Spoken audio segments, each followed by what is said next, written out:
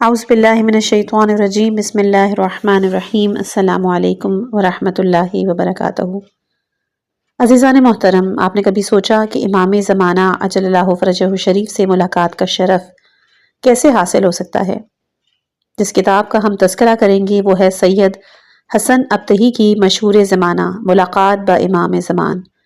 یہ کتاب محض قصوں کا مجموعہ نہیں بلکہ معرفت امام کا ایک سفر ہے۔ آئیے دیکھتے ہیں کہ وہ خوش نصیب کون تھے کہ جنہوں نے اس نور کا بچشم خود مشاہدہ کیا۔ جتنی بھی آڈیوز اس کی پیش کی جائیں گی اس کے لیے آپ پلے لسٹ بنامے ملاقات با امام زمان ملاحظہ کر سکتے ہیں۔ آج انشاءاللہ کی اس کتاب کا حصہ نمبر 6 بیان کریں گے۔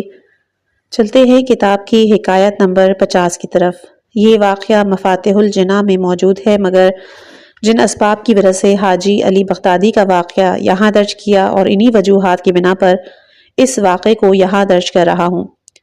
حاجی نوری نے تحریر فرمایا ہے کہ جناب مستطاب تقی صالح سید احمد ابن ہاشم ابن سید حسن موسوی رشتی رشت کے رہنے والے تاجر ہیں۔ اللہ تعالیٰ ان کی کمک فرمائے۔ انہوں نے بہت سے مطالب بیان کرنے کے بعد جنہیں یہاں درج کرنے کا فائدہ نہیں، بیان فرمایا کہ سید رشتی نے میرے لیے نقل کیا اور کہا کہ 1280 میں حج کے ارادے سے رشت سے تبریز آیا۔ حاجی سفر علی جو تبریز کا مشہور معروف تاجر تھا، ان کے گھر میں میں نے قیام کیا۔ مکہ مکرمہ جانے کے لیے کوئی قافلہ تیار نہیں تھا، اس لیے میں پریشان تھا کہ کیا کرنا چاہیے، یہاں تک کہ حاجی جبار جلودار سدھی اصفہان طرابوزن جانے کے ارادے سے آمادہ ہوئے۔ میں نے بھی ان سے کرایہ طے کر لیا اور اس کے ساتھ روانہ ہوا۔ حاجی سفر علی کے گھر 3 آدمی اور بھی بنام حاج ملا باقر تبریزی، تاجر حاج سید حسین تبریزی اور حاج علی موجود تھے، وہ بھی میرے ساتھ مل گئے۔ تمام مل کر روانہ ہوئے، روم کی زمین پر پہنچے اور وہاں سے طرابوزن کی طرف چل دیے۔ راستے میں چلتے چلتے ایک جگہ پر حاجی جبار میرے قریب آئے اور کہا کہ یہ مقام کہ جہاں سے اب گزرنا ہے بہت خطرناک ہے، اس لیے مہربانی کر کے ذرا تیزی کے ساتھ گزر جائیں تاکہ ہم قافلے کے ساتھ مل جائیں۔ البتہ غالباً ہم سارے راستے قافلے سے کچھ فاصلے پر ہی تھے۔ ہم نے تیزی کے ساتھ چلنا شروع کیا۔ صبح تقریباً 2:30 یا 3 بجے قافلے کے ساتھ سفر شروع کیا اور تقریباً آدھا فرسخ سفر طے کیا تھا کہ تیزی کے ساتھ برف باری شروع ہو گئی۔ اندھیرا چھا گیا۔ میرے ساتھیوں نے اپنے سروں کو ڈھانپا ہوا تھا اور تیزی کے ساتھ چلتے جا رہے تھے۔ میں نے بہت کوشش کی ان کے ساتھ ہی رہوں، لیکن ممکن نہ ہوا، یہاں تک کہ وہ دور نکل گئے اور میں تنہا رہ گیا۔ میں گھوڑے سے اتر کر راستے کے ساتھ ایک طرف بیٹھ گیا، بہت زیادہ مضطرب پریشان۔ تقریباً 600 تومان سفر خرچہ میرے پاس تھا اور آخرکار یہ فیصلہ کیا کہ صبح سے رات یہیں بسر کروں۔ چونکہ ابھی شہر سے زیادہ دور نہیں تھا، میرے لیے امکان تھا کہ واپس لوٹ کر وہاں سے چند محافظ اپنے ہمراہ لے کر خود کو قافلے تک پہنچاؤ۔ اسی فکر میں تھا کہ اچانک راستے کی دوسری جانب ایک باغ میں باغبان کو دیکھا۔ معلوم ہوتا تھا بیلچہ اس کے ہاتھ میں ہے جس کے ساتھ درختوں سے برف جھاڑ رہا ہے۔ اس باغبان نے میرے قریب آ کر ذرا فاصلے پر کھڑے ہو کر فارسی میں پوچھا، آپ کون ہیں؟ میں نے کہا میرے ساتھی چلے گئے ہیں، میں راستے سے ناواقف ہوں۔ اس نے کہا نافلہ پڑھو تاکہ آپ کو راستہ معلوم ہو جائے۔ میں نافلہ میں مشغول ہوا۔ تہجد ادا کرنے کے بعد دوبارہ میرے پاس آیا، پوچھا آپ ابھی تک نہیں گئے؟ میں نے کہا اللہ کی قسم مجھے راستہ نہیں پتا۔ اس نے کہا زیارت جامعہ پڑھو۔ زیارت جامعہ مجھے زبانی یاد نہیں تھی اور اس وقت بھی یاد نہیں ہے، لیکن میں نے زیارت جامعہ پڑھنے میں مشغول ہوا اور پوری زیارت کسی غلطی کے بغیر زبانی پڑھی۔ باغبان پھر میرے پاس آیا اور پوچھا ابھی تک آپ نہیں گئے، یہیں بیٹھے ہیں؟ میری آنکھوں سے بے اختیار آنسو نکل پڑے۔ میں نے کہا جی ہاں، ابھی یہاں ہی بیٹھا ہوں، راستہ نہیں جانتا۔ انہوں نے کہا زیارت عاشورہ پڑھو۔ اٹھ کھڑا ہوا۔ زیارت عاشورہ مجھے زبانی یاد نہیں تھی اور اس وقت بھی زبانی یاد نہیں، مگر از اول تا آخر 100 سلام 100 لعنت سمیت زبانی پڑھی اور دعائے علقمہ بھی پڑھی۔ جب میں پڑھ چکا تو باغبان پھر میرے پاس آیا اور پوچھا ابھی تک تم نہیں گئے، یہیں ہو؟ میں نے کہا کہ صبح تک یہاں ہی رہوں۔ اس نے کہا کہ میں ابھی تمہیں قافلے تک پہنچاتا ہوں، اور وہ گدھے پر سوار ہوا، بیلچہ اپنے کندھے پر رکھا اور فرمایا میرے پیچھے گدھے پر بیٹھ جاؤ۔ میں بھی اس کے پیچھے بیٹھ گیا اور اپنے گھوڑے کی لگام کھینچی، مگر اس نے اپنی جگہ سے حرکت نہ کی۔ اس نے کہا کہ لگام مجھے پکڑا دو۔ میں نے لگام اس کے ہاتھ میں دی اور اس نے بیلچہ بائیں شانے پر رکھا اور لگام کو پکڑ کر چلنے لگا۔ گھوڑا بھی چلنے لگا۔ سفر میں چلتے چلتے اپنا ہاتھ میرے زانوں پر رکھا، فرمایا تم نماز شب کیوں نہیں پڑھتے؟ نافلہ نافلہ نافلہ، اس لفظ کو 3 مرتبہ تکرار کیا تاکہ اہمیت معلوم ہو۔ پھر فرمایا کہ زیارت عاشورہ کیوں نہیں پڑھتے؟ عاشورہ عاشورہ عاشورہ۔ اس کے بعد فرمایا کہ زیارت جامعہ کیوں نہیں پڑھتے؟ جامعہ جامعہ جامعہ۔ اس طرح تکرار کے ساتھ 3 چیزوں کے بارے میں تاکید فرمائی۔ وہ راستہ گول دائرے کی طرح کر رہا تھا کہ اچانک پلٹا اور فرمایا وہ آپ کے رفقا ہیں۔ میں نے دیکھا کہ ایک نہر کے کنارے اتر کر وضو کر رہے ہیں، صبح کی نماز کے لیے وضو میں مشغول ہیں۔ میں بھی گدھے سے نیچے اترا تاکہ گھوڑے پر سوار ہو کر ان تک پہنچ جاؤں۔ میں گھوڑے پر سوار نہ ہو سکا۔ وہ باغبان گدھے سے نیچے اترا اور مجھے گھوڑے پر سوار کیا اور اس کا منہ اس طرف کیا جدھر میرے ہم سفر ساتھی موجود تھے۔ میں اس وقت سوچنے لگا کہ یہ شخص کون تھا۔ پہلی بات تو یہ کہ وہ فارسی میں باتیں کرتا تھا، حالانکہ اس علاقے میں فارسی زبان بولی ہی نہیں جاتی۔ تمام لوگ ترک ہیں اور عیسائی مذہب سے تعلق رکھتے ہیں، ان کے علاوہ کوئی آدمی اس جگہ آباد ہی نہیں۔ اس شخص نے مجھے کہا نماز نافلہ، زیارت عاشورہ، زیارت جامعہ پڑھو، اور مجھے اس قدر وہاں ٹھہرنا پڑا۔ اس کے باوجود اتنی جلدی کے ساتھ مجھے میرے ساتھیوں تک پہنچایا۔ آخر کار میں اس نتیجے پر پہنچا کہ وہ حضرت بقیت اللہ ارواحنا فدا ہیں، لیکن جب میں نے مڑ کر پیچھے کی طرف دیکھا تو کوئی آدمی بھی موجود نہیں تھا اور کسی قسم کا اثر بھی نہیں تھا۔ حکایت نمبر 51۔ حاجی نوری رحمت اللہ علیہ فرماتے تھے کہ شیخ محمد طاہر نجفی ایک صالح اور متقی آدمی تھے۔ مسجد کوفے کے خادم کئی سالوں سے وہاں زندگی بسر کر رہے تھے اور میں خود انہیں کافی عرصے سے جانتا ہوں کہ تقوی اور دیانت اس سے بھی ان میں موجود ہے۔ وہ بیان کرتے ہیں کہ ایک عالم دین متقی پرہیزگار کافی مدت سے مسجد کوفہ میں اعتکاف کے لیے جاتے تھے۔ وہ شیخ محمد طاہر کی بہت تعریف کرتے تھے، دیانت تقوی کا اثر ذکر کرتے تھے۔ وہ کہتے تھے کہ گزشتہ سال میں کوفے میں گیا اور اس کے حالات دریافت کیے۔ اس نے میرے لیے ایک واقعہ نقل کیا اور وہ یہ تھا کہ چند سال 2 قبیلوں کے درمیان نجف اشرف میں جھگڑا ہوا، جس کی وجہ سے اہل علم اور زائرین مسجد کوفہ میں تشریف نہیں لاتے۔ اس لیے معاش کا معاملہ میرے اوپر سخت ہو گیا، اس لیے کہ میری روزی صرف اسی وجہ سے تھی اور کوئی آمدنی کا ذریعہ نہیں تھا۔ اہل و عیال کی تعداد زیادہ تھی، یہاں تک کہ کوفے کے بعض یتیم بچوں کی پرورش بھی میں ہی کرتا تھا۔ ایک روز شب جمعہ کو غذا بالکل نہیں تھی، رقم سے بھی ہاتھ خالی، بچے بھوک کی وجہ سے گریا کر رہے تھے۔ اس منظر کو دیکھ کر بہت دکھ ہوا۔ محل سفینہ کے جو تنور کے نام سے مشہور ہے اور مسند قضاوت کے درمیان قبلہ رخ ہو کر بیٹھا اور اللہ تعالیٰ کی بارگاہ میں اپنی حالت کی شکایت کرنے لگا۔ اسی دوران التجا کی، اے خدا میں اسی حال میں راضی ہوں، لیکن کیا کروں، اپنے مولا اور آقا صاحب الامر کے جمال مقدس سے بھی محروم ہوں۔ اگر تیری ذات کی طرف سے یہ مہربانی ہو جائے کہ مجھے آن حضرت کی زیارت ہو جائے تو میں تیری ذات سے اور کوئی چیز نہیں مانگوں گا، اس فقر و تنگ دستی پر صبر کروں گا۔ اچانک بے اختیار پاؤں پر کھڑا ہوا۔ میں نے دیکھا کہ میرے ہاتھوں میں سفید رنگ کی جائے نماز ہے اور میرا دوسرا ہاتھ ایک جلیل القدر جوان کے ہاتھ میں ہے اور اس کی عظمت اور ہیبت کے آثار ظاہر ہے۔ نفیس لباس، سیاہی زیب تن کیا ہوا۔ میں نے گمان کیا کہ کوئی بھی بادشاہ ہے، لیکن بعد میں دیکھا کہ سبز رنگ کا امامہ پہنا ہوا ہے اور اس کے پہلو میں ایک شخص کھڑا تھا جس نے سفید رنگ کا لباس پہنا ہوا ہے۔ بالآخر تینوں اشخاص مسند قضاوت کی طرف محراب کے قریب گئے۔ جب وہاں پہنچے تو وہ شخص جس کے ہاتھ میں ہاتھ تھا مجھے کہا، یا طاہر و افرش سجادہ، اے طاہر جائے نماز کو بچھاؤ۔ میں نے اسے بچھایا، بہت خوبصورت اور سفید تھی، لیکن مجھے یہ معلوم نہ ہو سکا کہ وہ کس چیز کی بنی ہوئی ہے۔ میں نے جائے نماز کو قبلہ رخ ڈال دیا۔ وہ آقا اس پر کھڑے ہو کر نماز میں مشغول ہو گئے، تکبیر کہی، نماز شروع کی اور اس کی عظمت میری نظر میں زیادہ ہی ہو رہی تھی۔ آہستہ آہستہ نور میں اتنا اضافہ ہوا کہ اس کی طرف دیکھنا ممکن نہیں تھا، اور وہ دوسرا شخص جو اس کے ساتھ تھا تقریباً 4 بالشت اس کے پیچھے کھڑا ہو کر نماز میں مشغول تھا۔ میں ان کے سامنے کھڑا تھا۔ میں دل میں سوچ رہا تھا یہ آغا کون ہے؟ جب نماز سے فارغ ہوئے تو میں نے اس شخص کو نہ دیکھا جو پہلے شخص کے پیچھے نماز میں مشغول تھا، لیکن اس آقا کو دیکھا کہ اچانک ایک کرسی سے جو تقریباً 4 ہاتھ بلند تھی، اس کے اوپر چھت بھی تھی۔ وہ آقا جان اس کرسی پر تشریف فرما تھے۔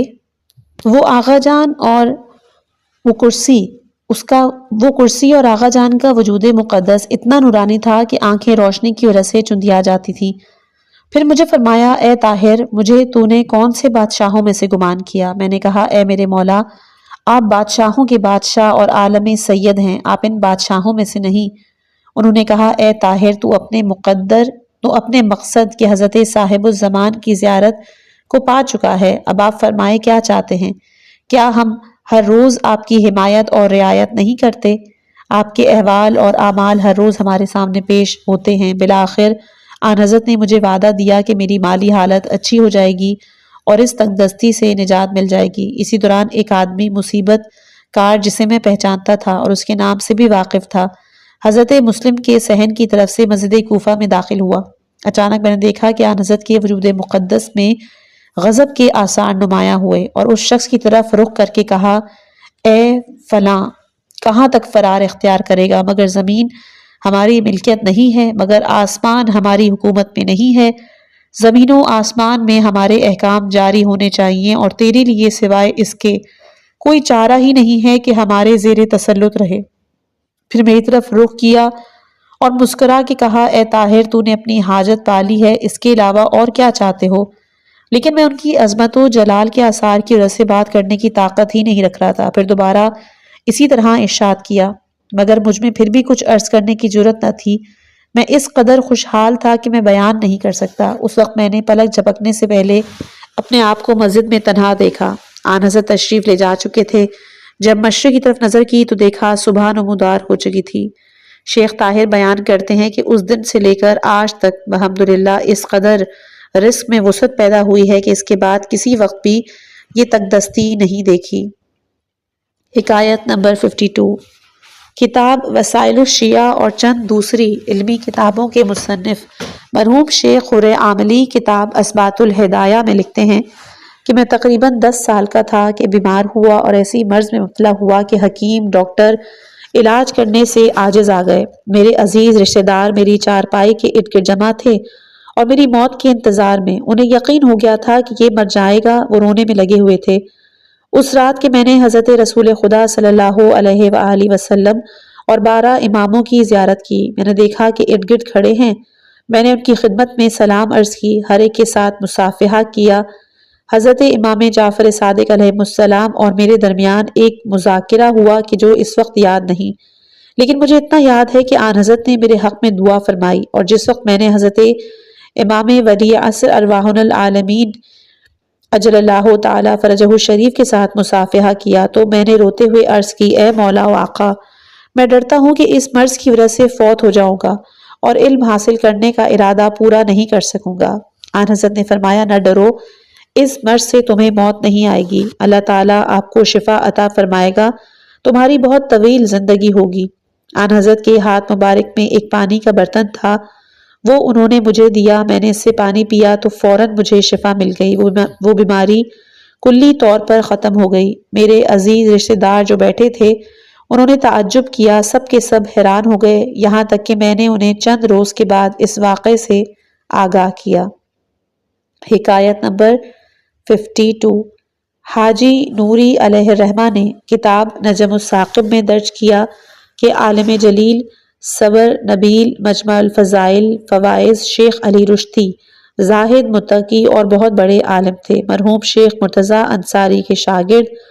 میں سفر میں ان کے ساتھ رہا ہوں، فضل، تقوی، اخلاص، اس کی مثل بہت کم ہی کسی کو دیکھا۔ انہوں نے نقل کیا ہے کہ ایک مرتبہ امام حسین علیہ السلام کی زیارت سے نجف اشرف واپس آتے ہوئے ابھی راستے دریائے فرات کو اختیار کیا، ایک چھوٹی سی کشتی میں سوار ہوئے۔ وہ کشتی تویرج اور کربلا کے درمیان مسافروں کو لے کر جاتی تھی۔ اس کشتی میں جتنے مسافرین سوار تھے حلہ کے رہنے والے تھے، ایک مسافر کے سوا، جو کہ تمام لہو و لعب ہنسی مذاق میں مشغول تھے۔ ایک شخص کی جو باوقار خاموش ایک طرف بیٹھا تھا، کبھی کبھی اس کے ساتھ باقی اہل خانہ مذاق اور اذیت کرتے تھے اور اس کے مذہب کے بارے میں طعن کرتے تھے۔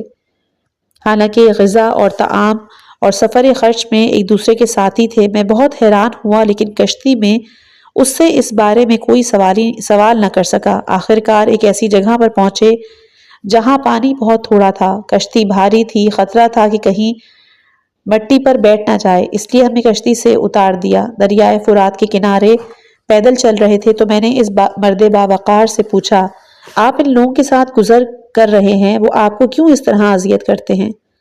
اس نے کہا، یہ میری قوم کے افراد ہیں، تمام سنی ہیں، میرے والد محترم بھی سنی تھے، البتہ میری والدہ محترمہ شیعہ تھی، میں خود بھی سنی تھا۔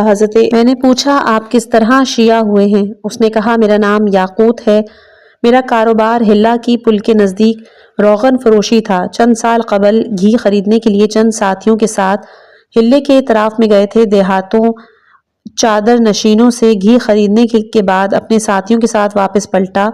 ایک مقام پر استراحت کرنے لگے، میں سو گیا۔ جب نیند سے آنکھ کھلی تو رفقا جا چکے تھے، میں تنہا صحرا میں رہ گیا، اور ہلا تک جو راستہ تھا اس میں آب و گیا کا نام و نشان نہیں تھا۔ اس کے علاوہ درندے بھی اس راستے میں تھے، نزدیک کوئی آبادی نہ تھی۔ بہرحال میں اٹھا، جو سامان تھا سواری پر رکھا اور اپنے رفقا کے پیچھے چل دیا، لیکن راستہ گم کر بیٹھا۔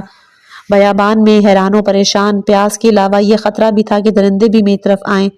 بہت ہی خوف طاری تھا۔ ان دنوں میں جن کو میں اولیاء خدا سمجھتا ہوں ان سے مدد طلب کرتا رہا، مثلاً ابو بکر، عمر، عثمان وغیرہ۔ استغاثہ کیا لیکن کوئی مشکل حل نہ ہوئی۔ اسی وقت مجھے یاد آیا کہ میری والدہ محترمہ فرمایا کرتی تھی کہ ہمارے امام زمانہ زندہ ہیں، جس وقت بھی ہم پر کوئی مشکل آئے یا راستہ بھول جائیں وہ ہماری مدد کرتے ہیں، اور ان کی کنیت ہے ابا صالح۔ میں نے اللہ تعالیٰ سے عہد کیا کہ اگر اس گمراہی سے نجات دے تو میں اپنی والدہ محترمہ کا دین و مذہب قبول کر لوں گا۔ بالآخر میں نے آن حضرت سے استغاثہ کیا، فریاد کیا، یا ابا صالح ادرکنی۔ اچانک میں نے دیکھا کہ ایک شخص میرے ساتھ چل رہا ہے اور اس کے سر پر سبز رنگ کا عمامہ ہے کہ جو دریا کے کنارے گھاس اگی ہوئی تھی اس کی طرف اشارہ کیا کہ عمامہ اس رنگ کا تھا۔ مجھے راستہ بتلا رہے ہیں اور کہتے ہیں کہ اپنی والدہ کا دین مذہب اختیار کرو، اور ابھی بھی تم اس دیہات میں جاؤ گے جہاں سب لوگ شیعہ ہیں۔ میں نے عرض کی، اے میرے آغا، آپ میرے ساتھ اس دیہات تک نہیں آئیں گے تاکہ مجھے وہاں تک پہنچائیں؟ فرمایا، نہیں، اس لیے کہ دنیا میں ہزاروں افراد استغاثہ کرتے ہیں، مجھے پکارتے ہیں، اور مجھے چاہیے کہ میں ان کی فریاد کو پہنچوں اور ان کو نجات دوں۔ بس فوراً میری نظروں سے غائب ہو گئے۔ چند قدم چلا ہی تھا کہ میں اس دیہات میں پہنچ گیا۔ سفر اس قدر زیادہ کہ میرے رفقا ایک دن بغداد اس جگہ پہنچے تھے۔ جب ہلے میں پہنچے تو میں ایک سید فقیہ کے پاس گیا کہ جو ہلے کے رہنے والے تھے۔ عالم دین سید مہدی قزوینی کی خدمت میں حاضر ہوا، پورا واقعہ ان کی خدمت میں بیان کیا اور مذہب شیعہ اختیار کیا۔ معارف تشیع اس عالم سے یاد کیے، پھر میں نے سوال کیا کہ میں چاہتا ہوں کہ ایک مرتبہ دوبارہ حضرت امام ولی عصر علیہ السلام کی زیارت سے فیض حاصل کروں، مجھے کیا کرنا چاہیے؟ عالم دین سید مہدی قزوینی نے فرمایا کہ 40 شب جمعہ حضرت امام حسین علیہ السلام کی کربلا معلیٰ میں زیارت کرو۔ میں نے اس کام کو شروع کیا، ہر شب جمعہ ہلا سے کربلا جاتا۔ جب آخری شب جمعہ تھی، اتفاقاً مامورین کربلا شہر میں داخل ہونے کے لیے اجازت نامہ یعنی شناختی کارڈ دیکھ رہے تھے، اور اس دفعہ بہت سختی تھی۔ میرے پاس نہ شناختی کارڈ تھا اور نہ ہی ٹکٹ، پیسے بھی نہ تھے۔ ان چیزوں کو حاصل کرتا بہت حیران تھا۔ لوگ قطاروں میں کھڑے تھے، شور غوغا تھا۔ میں نے بہت کوشش کی کہ مخفی طور سے شہر میں داخل ہو جاؤں، لیکن ممکن نہ ہوا۔ اس مقام پر دور سے حضرت صاحب الزمان علیہ السلام کو دیکھا۔ ایرانی لوگوں کے اہل علم کے لباس میں تھے، سفید عمامہ سر پہ تھا۔ کربلا شہر میں دیکھا، میں دروازے کے پیچھے تھا۔ میں نے فریاد کی، آن حضرت دروازے سے نکل کر میرے پاس تشریف لائے، میرا ہاتھ پکڑا اور دروازے کے اندر پہنچا دیا۔ معلوم ہوتا تھا کہ کسی نے مجھے دیکھا ہی نہیں۔ جب میں داخل ہوا تو ارادہ کیا کہ آن حضرت کے ساتھ بات کروں، لیکن وہ اچانک غائب ہو گئے، پھر انہیں نہیں دیکھا۔ حکایت نمبر 54۔ کتاب نجم الثاقب میں مرحوم عالم جلیل سید بحر العلوم کے شاگرد آقای آخوند ملا زین العابدین سلماسی سے نقل ہے کہ اس نے کہا کہ ایک دن نجف اشرف میں عالم فخر الشیعہ آیت اللہ علامہ طباطبائی بحر العلوم قدس سرا کے درس کے وقت میں بیٹھا تھا۔ تقریباً ہم 100 نفر تھے۔ میں نے دیکھا کہ عالم محقق مرحوم مرزا قمی صاحب قوانین سید بحر العلوم کی زیارت کے لیے تشریف لائے۔ وہ ایران سے اطباعت عالیات کی زیارت کے لیے عراق آئے تھے اور یہاں سے فارغ ہونے کے بعد مکہ مکرمہ جانے کا ارادہ رکھتے تھے۔ جب طلباء نے دیکھا کہ ملاقات کے لیے تشریف لائے ہیں تو 3 افراد کے علاوہ باقی تمام چلے گئے۔ وہ 3 افراد متقی اور مجتہد تھے۔ میں بھی وہیں بیٹھا رہا۔ جب مجلس خالی ہوئی تو مرزا قمی مرحوم نے سید بحر العلوم کی خدمت میں عرض کی کہ آپ ولادت جسمانی اور روحانی اعتبار سے از اہل بیت علیہم السلام ہیں۔ آپ اس مقام پر فائز ہیں کہ قرب مکانی ظاہری اور باطنی آپ کو حاصل ہے۔ میں بہت دور سے آیا ہوں۔ جو نعمتیں بے شمار آپ کو نصیب ہیں ان میں سے کچھ صدقہ عنایت کریں تاکہ میں بھی ان نعمتوں میں سے فائدہ حاصل کروں۔ سید مہدی بحر العلوم نے بغیر کسی وقفے کے فرمایا، گزشتہ رات میں نماز تہجد کے لیے مسجد کوفہ میں گیا اور پختہ عزم کیا کہ صبح اول وقت میں مباحثے کے لیے واپس آؤں تاکہ درس مباحثے کو چھٹی نہ کروں۔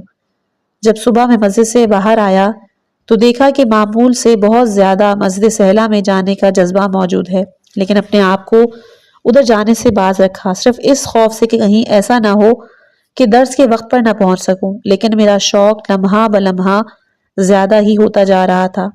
ابھی مرد وہی تھے کہ اچانک آندھی آئی اور مجھے مسجد سہلہ کی طرف حرکت دی۔ ابھی تھوڑا ہی وقت گزرا تھا کہ میں نے اپنے آپ کو مسجد سہلہ کے سامنے پایا۔ میں مسجد میں داخل ہوا، وہاں کوئی زوار موجود نہیں تھا، صرف ایک شخص باعظمت کہ جان ان پر قربان ہوں قاضی الحاجات کی بارگاہ میں مناجات میں مشغول تھے، اور وہ اس طرح راز و نیاز کی باتیں کر رہے تھے کہ دل کو منقلب اور آنکھوں میں آنسو جاری کر دیے۔ فرماتے تھے کہ میرا حال متغیر ہوا، دل قابو میں اپنی جگہ پر نہ رہا، زانو لرزنے لگے، ایسے کلمات کہ جو آج تک نہیں سنے تھے، سنتے ہی آنکھوں سے آنسو بہنے لگے۔ دعاؤں کی کتابوں میں وہ کلمات میں نے آج تک نہیں دیکھے تھے۔ میں سمجھ گیا کہ یہ دعا کرنے والا کہ تمام جہان کی جان اس پہ قربان ان الفاظ کو خود بیان کر رہا ہے، دل سے نکل رہے ہیں، نئے الفاظ ایجاد کر رہا ہے، نہ کہ منقولہ دعاؤں سے پڑھ رہا ہے۔ میں وہیں کھڑا ہو کر وہ ادعیہ سننے لگا۔ اس قدر لذت محسوس ہوئی کہ جب تک وہ مناجات ختم نہ ہوئی میں سنتا رہا۔ جب ان کی مناجات ختم ہوئی تو میری طرف متوجہ ہو کر فارسی زبان میں کہا، مہدی ادھر آؤ۔ میں چند قدم آگے گیا، کھڑا ہوا۔ اس نے مجھے کہا کہ اور آگے آؤ۔ میں پھر چند قدم آگے گیا، کھڑا ہوا۔ اس نے پھر تیسری مرتبہ کہا، میرے قریب آؤ۔ ادب اطاعت کرنے میں ہے کہ میں اس قدر قریب ہو گیا کہ میرا ہاتھ ان کے ہاتھ پر اور ان کا ہاتھ میرے ہاتھ پر جا پہنچا، اور کچھ مجھے کہا۔ اس واقعے پر اس موضوع سے رخ پھیر لیا، اور جو مرزائی قمی پہلے سوالات کر رہے تھے ان کے جوابات میں مشغول ہو گئے۔ مطالب بیان کیے۔ مرحوم مرزا قمی نے سوال کیا کہ جو خود حضرت نے کلمات فرمائے تھے وہ کیا تھے؟ فرمایا کہ وہ اسرار مکتومہ میں سے ہے۔ حکایت نمبر 55۔ مرحوم حاجی نوری نے کتاب نجم الثاقب میں عالم جلیل آخوند ملا زین العابدین سلماسی سید بحر العلوم کے شاگرد نے نقل کیا کہ سامرہ میں عسکرین کے حرم مطہر میں سید مہدی بحر العلوم کی خدمت میں چند آدمی حاضر ہوئے۔ ہم ان کے ساتھ نماز میں مشغول تھے۔ دوسری رکعت میں تشہد کے بعد تیسری رکعت کے لیے اٹھنا چاہتے تھے، اور ان پر ایک ایسی کیفیت طاری ہوئی کہ انہوں نے توقف کیا۔ کچھ دیر کے بعد اٹھ کھڑے ہوئے۔ نماز کے بعد ہم سب تعجب کرنے لگے۔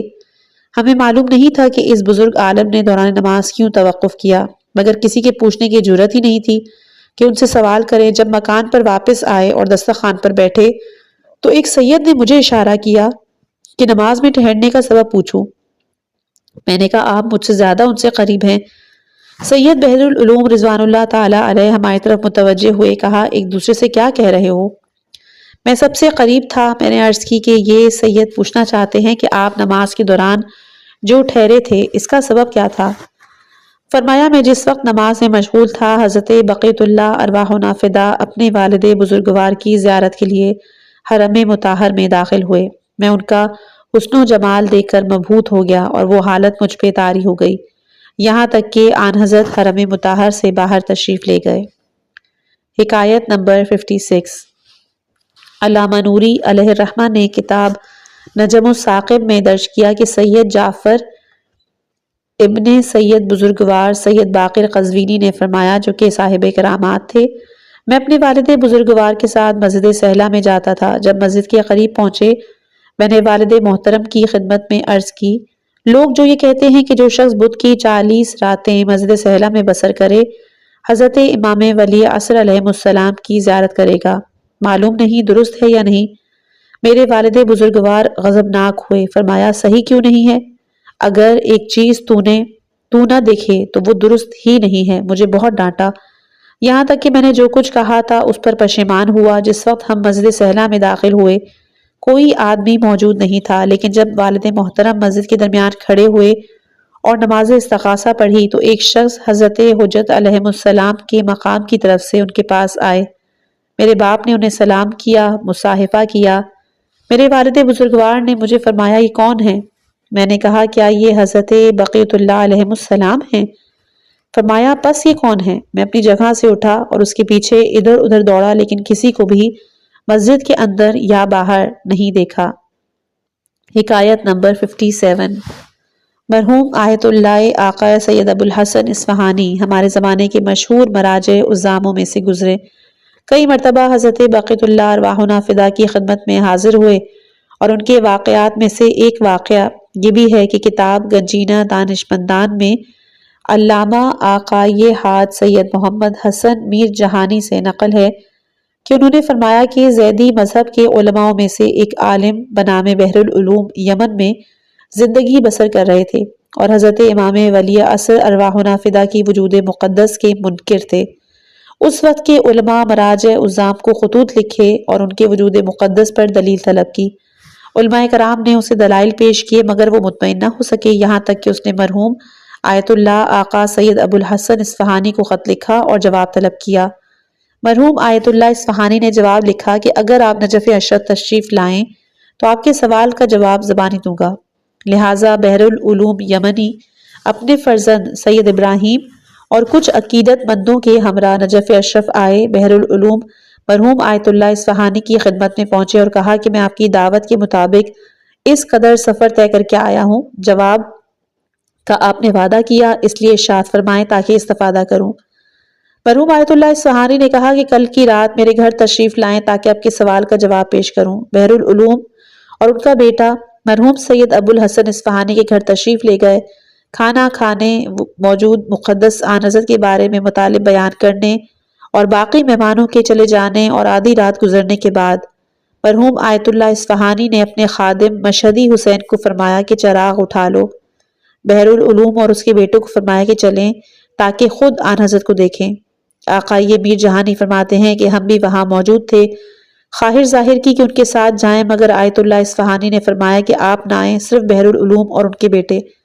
وہ روانہ ہو گئے۔ ہمیں معلوم نہیں تھا کہ وہ کہاں تشریف لے گئے، لیکن دوسرے دن صبح میں نے بحر العلوم یمنی اور اس کے بیٹے سے ملاقات کی اور رات کے واقعے کے متعلق پوچھا۔ انہوں نے فرمایا بحمدللہ ہم نے آپ کا مذہب قبول کر لیا ہے اور حضرت امام ولی عصر علیہ السلام کے وجود مقدس کے معتقد ہو گئے ہیں۔ میں نے پوچھا وہ کیسے؟ فرمایا آقا یہ آیت اللہ اصفہانی نے ہمیں حضرت امام ولی عصر علیہ السلام کی زیارت کرائی ہے۔ میں نے پوچھا کہ انہوں نے آپ کو حضرت بقیت اللہ علیہ السلام کی زیارت کیسے کرائی؟ انہوں نے بیان کیا کہ جب ہم گھر سے نکلے ہمیں کوئی علم نہیں تھا کہ کہاں جا رہے ہیں، یہاں تک کہ آیت اللہ اصفہانی وادی السلام میں داخل ہوئے۔ وادی السلام کے وسط میں ایک جگہ تھی جسے حضرت امام ولی عصر علیہ السلام کا مقام کہتے ہیں۔ آیت اللہ اصفہانی جب اس مقام پر پہنچے تو مشہدی حسین سے چراغ لے لیا اور فقط مجھے اپنے ساتھ لے کر اس مقام پہ داخل ہو گئے اور وہاں دوبارہ وضو کیا گیا۔ میرا بیٹا ان کے یہ افعال دیکھ کر ہنستا تھا۔ اس جگہ اصفہانی نے 4 رکعت نماز پڑھی اور کچھ ایسے کلمات پڑھے جنہیں میں نہیں سمجھ سکا۔ اچانک وہ جگہ روشن ہو گئی۔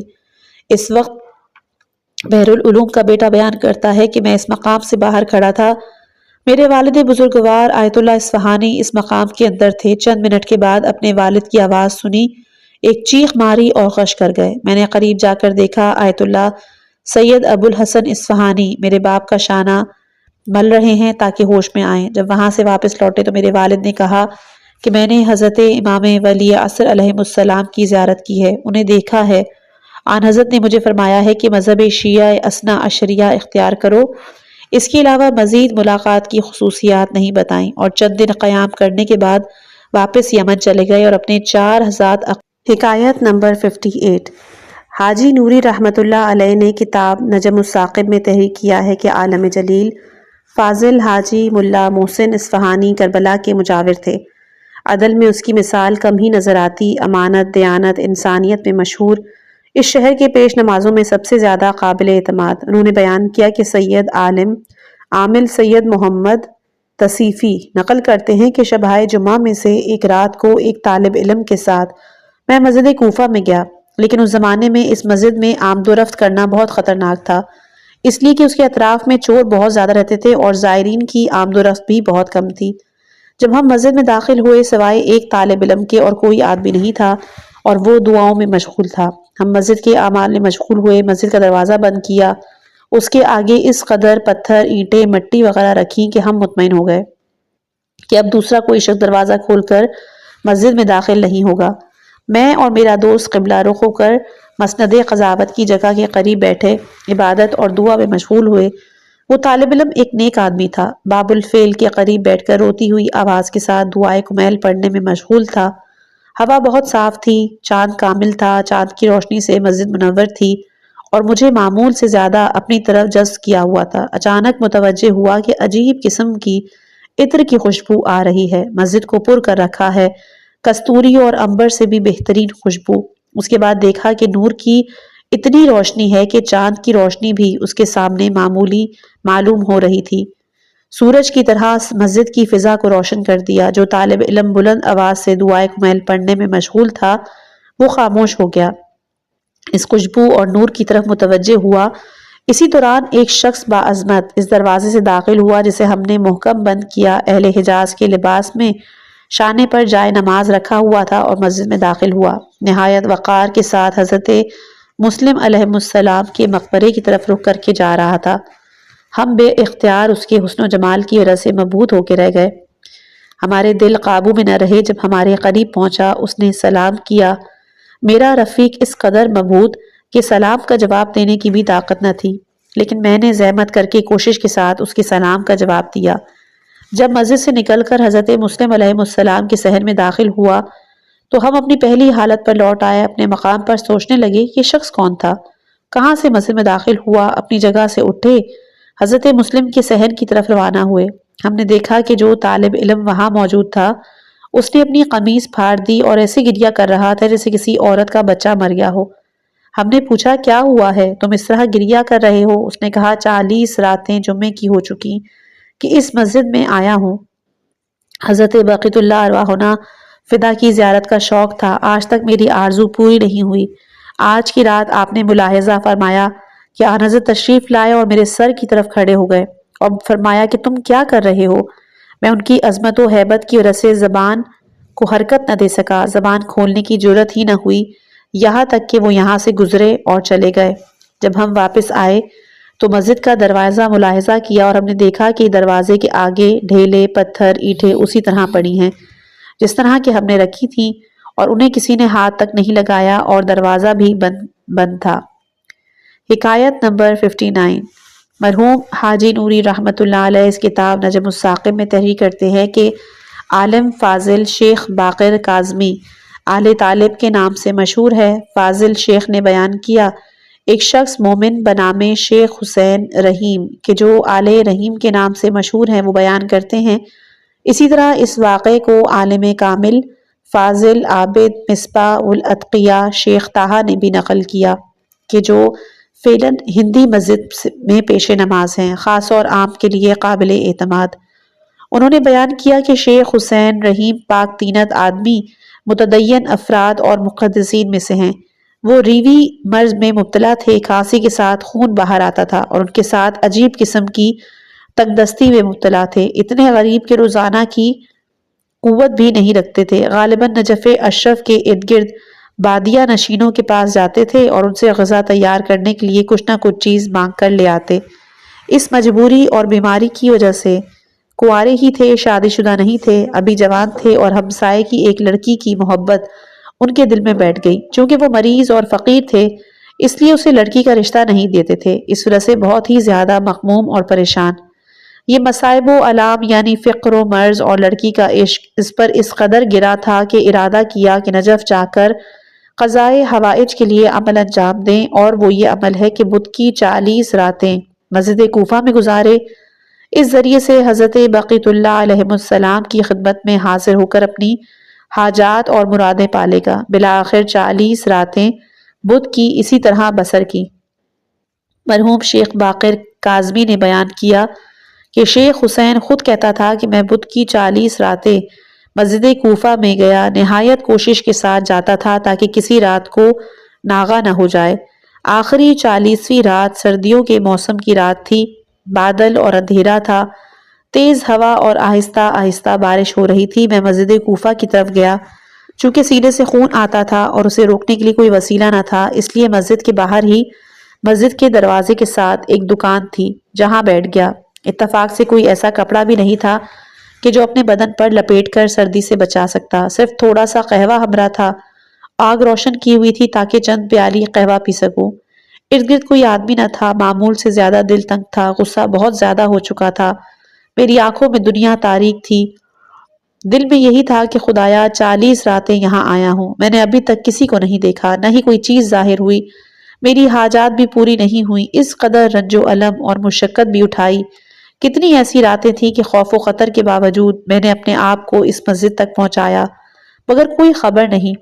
اسی قسم کی فکر میں تھا، ارادہ کیا کہ ایک پیالی قہوے کی بھر کر پیوں۔ میں نے دیکھا ایک شخص مربی لباس میں مسجد کے پہلے دروازے سے نکل کر عربی لباس میں مسجد کے پہلے دروازے سے نکل کر میری طرف متوجہ ہوا اور میری طرف آ رہا ہے۔ جب دور سے آتے ہوئے سے دیکھا تو میں پریشان ہوا، دل میں خیال کیا کہ یہ عربی شخص مسجد کے اطراف میں رہنے والے بادیہ نشینوں میں سے ہے، میرے پاس آ رہا ہے تاکہ قہوہ پیے، اس تاریک شب میں مجھے بغیر قہوے کے چھوڑے تاکہ میری پریشانی میں اضافہ کرے۔ میں اپنے ساتھ بہت تھوڑا قہوہ لے کر آیا تھا۔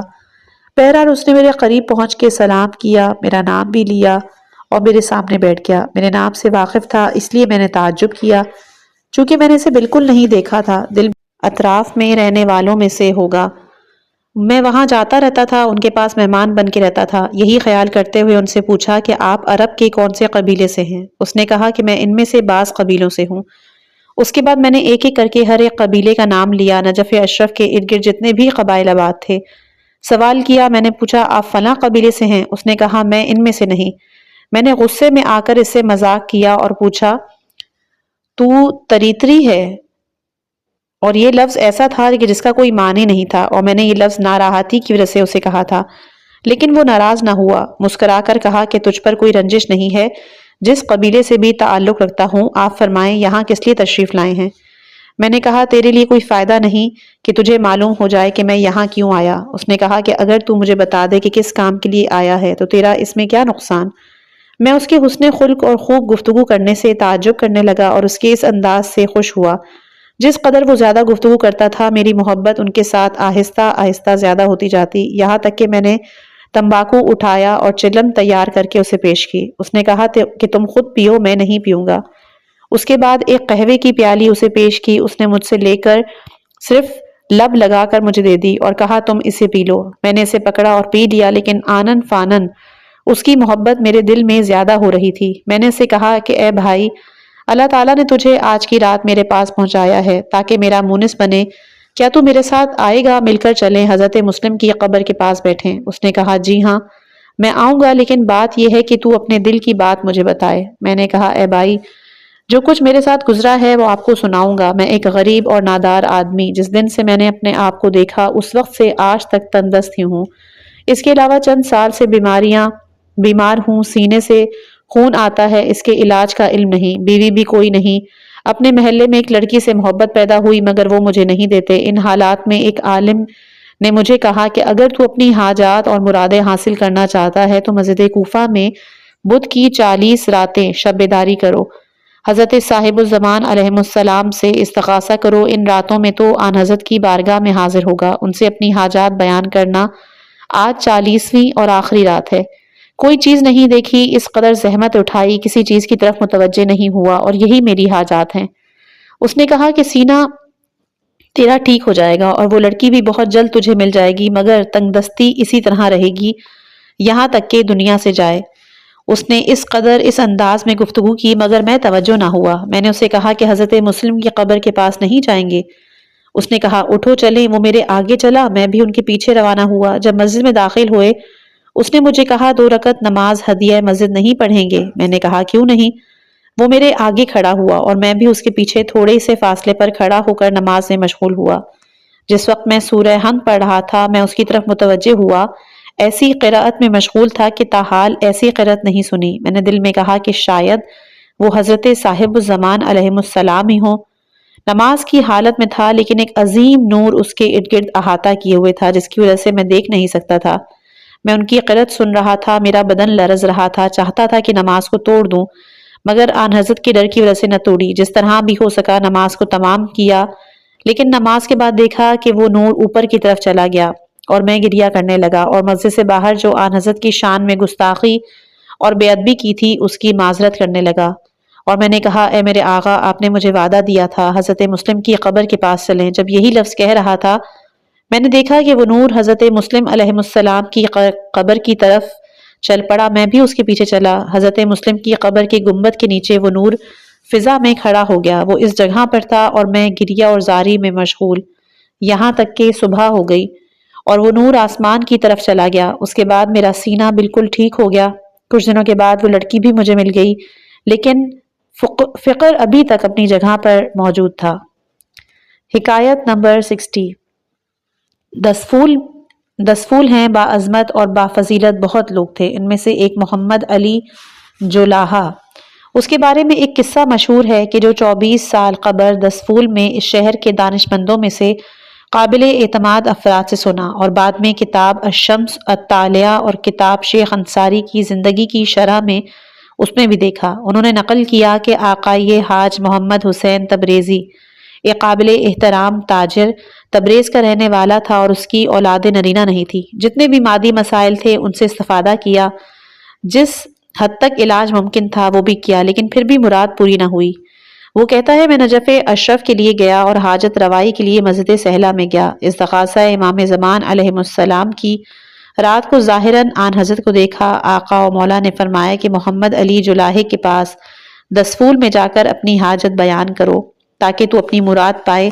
میں 10 پھول پہنچا اور اس شخص کا پتہ کیا، لوگوں نے ایڈریس بتایا۔ جب میں نے اسے دیکھا بہت خوش ہوا، اس لیے کہ وہ غریب مگر روشن ضمیر انسان تھا۔ ایک چھوٹی سی دکان تھی، اس میں کپڑا بننے میں مشغول۔ میں نے سلام کیا، انہوں نے علیک السلام کہا۔ آقا یہ حاج محمد حسین تیری حاجت پوری ہو گئی۔ میں نے اس بات پر بہت تعجب کیا کہ وہ میرا نام بھی جانتا ہے اور میری حاجت سے بھی آگاہ ہے۔ میں نے خواہش ظاہر کی کہ آج کی اس نے کہا کہ کوئی معنی نہیں، آپ رات کو تشریف رکھیں۔ میں اس کی چھوٹی سی دکان میں داخل ہوا، مغرب کے وقت اذان کہی اور اکٹھے مل کر مغرب اور عشاء کی نماز پڑھی۔ رات کا تھوڑا سا وقت گزرا، اس نے دسترخوان بچھایا، تھوڑی سی مقدار میں جو کی روٹی اور کچھ دہی، اکٹھے بیٹھ کر شام کا کھانا کھایا۔ میں اور وہ ہم دونوں اسی جگہ اکٹھے سوئے۔ صبح اٹھ کے نماز پڑھی اور مختصر سی تعقیبات پڑھنے کے بعد وہ دوبارہ کپڑا بننے میں مشغول ہوا۔ میں نے کہا کہ میں آپ کی خدمت میں حاضر ہوا تھا، ایک مقصد پورا ہو گیا اور دوسرا مقصد یہ ہے کہ آپ سے معلوم کرنا چاہتا ہوں، ارشاد فرمائیں کہ آپ نے کون سا عمل انجام دیا ہے جس کی وجہ سے آپ کو یہ مقام نصیب ہوا کہ امام زمان علیہ السلام نے آپ کا حوالہ دیا۔ اس نے کہا اے آقا، آپ یہ کیا سوال کر رہے ہیں؟ آپ کی حاجت پوری ہو گئی ہے، آپ اپنا راستہ لیں اور جائیں۔ میں نے کہا میں آپ کا مہمان ہوں، مہمان کا احترام کرنا چاہیے، میری خواہش ہے کہ آپ اپنی رودات سے آگاہ کریں اور آپ یقین کریں جب تک نہیں بتائیں گے میں یہاں سے نہیں جاؤں گا۔ اس نے کہا کہ میں اسی جگہ اپنے کام میں مصروف تھا۔ اس مکان کے سامنے حکومت کے ایک آدمی کا گھر تھا، وہ بہت ظالم آدمی تھا، ایک سپاہی اور اس کے گھر کی حفاظت کرتا تھا۔ ایک دن وہ سپاہی میرے پاس آیا اور کہا کہ آپ اپنے لیے غذا کہاں سے تیار کرتے ہو؟ میں نے اسے کہا کہ سال میں 300 کلو گندم اور جو خرید لیتا ہوں، اس سے آٹا تیار کرتا ہوں، اسی کی روٹی پکاتا ہوں، کھاتا ہوں، عورت اور بچے میرے نہیں، تنہا ہی ہوں۔ اس نے کہا کہ میں یہاں حفاظت کے لیے معمور کیا گیا ہوں اور میں مناسب نہیں سمجھتا کہ اس ظالم کے گھر کی غذا کھاؤں جو کہ حرام ہے۔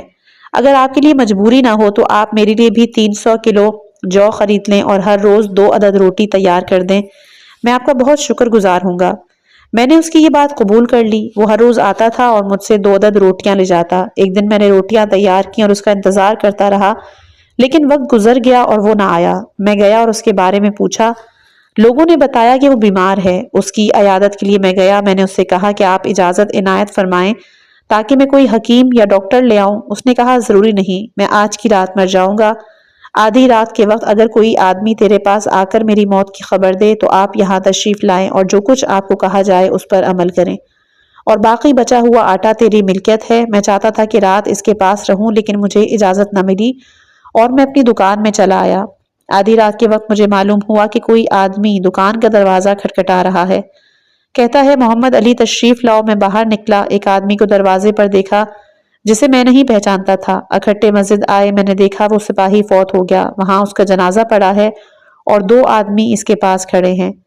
انہوں نے مجھے کہا کہ آؤ ہمارے ساتھ تعاون کرو تاکہ اس کا جنازہ نہر پر لے جا کر غسل دیں۔ بالآخر نہر کے کنارے اس کا میت لے کر گئے، غسل و کفن دیا، نماز جنازہ پڑھی اور مسجد میں لا کر ایک طرف دفن کیا۔ پھر میں واپس دکان میں لوٹ آیا۔ کچھ راتیں گزرنے کے بعد پھر کسی نے دروازے پر دستک دی۔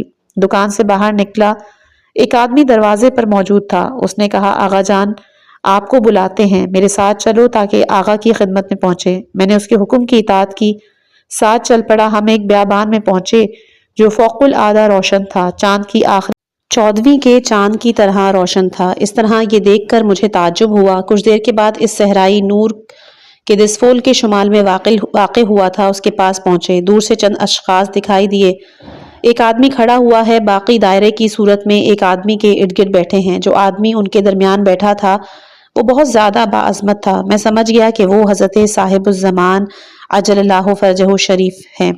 خوف و ہراس کی وجہ سے میرا بدن لرزتا تھا اور عجیب کیفیت طاری تھی۔ جو شخص مجھے بلانے آیا تھا اس نے کہا کہ ذرا آگے چلو۔ میں چند قدم آگے چل کے کھڑا ہو گیا۔ جو شخص آغا جان کی خدمت میں کھڑا تھا اس نے کہا کہ ڈرو نہیں، ذرا اور آگے جاؤ۔ میں اور ذرا آگے چلا گیا۔ حضرت بقیت اللہ نے ان میں سے ایک شخص کو کہا کہ اس سپاہی کا منصب اسے دے دو، اس لیے کہ اس نے ہمارے شیعہ کو بھی خدمت کی ہے۔ میں نے عرض کی میں کاروباری آدمی کپڑا بننے کا کام کرتا ہوں، میں سپاہی کی ڈیوٹی کیسے ادا کروں گا؟ میں نے خیال کیا تھا کہ سپاہی کی جگہ پر مجھے اس آدمی کا اور گھر کا نگہبان بنانا چاہتے ہیں۔ آغا جان مسکرائے اور کہا ہم چاہتے ہیں کہ جو کچھ اس کا منصب تھا وہ آپ کے حوالے کریں۔ میں نے بھی اپنے پہلے الفاظ دہرائے۔ پھر انہوں نے کہا کہ ہم چاہتے ہیں کہ اس سپاہی کا منصب تجھے دے دیں، اور یہ مقصد نہیں ہے کہ تو سپاہی بن جاؤ، تم اس کی جگہ پر ہی کام کرو گے۔ میں تنہا واپس لوٹ آیا، لیکن واپسی کے وقت بہت اندھیرا تھا، اور بحمدللہ اس رات سے لے کر آج تک میرے آقا و مولا حضرت صاحب الزمان علیہ السلام کے دستورات مجھ تک پہنچتے ہیں اور آن حضرت کے ساتھ ارتباط رکھتا ہوں۔ ان میں سے ایک یہی کام بھی تھا کہ جو آن حضرت نے مجھے حکم فرمایا تھا۔ نقل از گنجینہ دانشمندوں جلد نمبر 5، حکایت نمبر 61 کہ انشاءاللہ اگلی آنے والی آڈیو میں پیش کی جائے گی، اور اگر کہیں پر ڈسٹربنس ہوئی ہو تو اس کے لیے معذرت۔ یہ تھے وہ ایمان افروز واقعات کہ جو ہمیں بتاتے ہیں کہ امام ہم سے دور نہیں، ہماری نظروں پر گناہوں کے پردے ہیں۔ اللہ ہمیں ان لوگوں میں شامل کرے کہ جو امام کی حقیقی معرفت رکھتے ہیں۔ اگر آپ کو ویڈیو پسند آئی ہو تو صدقہ جاریہ سمجھ کے شیئر ضرور کیجیے گا، اور کمنٹ میں اللہم عجل لولیک الفرج ضرور لکھے گا۔ اگلی ویڈیو تک کے لیے مجھ کو اجازت دیجیے، اپنی خاص دعاؤں میں یاد رکھیے گا۔ والسلام علیکم ورحمۃ اللہ وبرکاتہ۔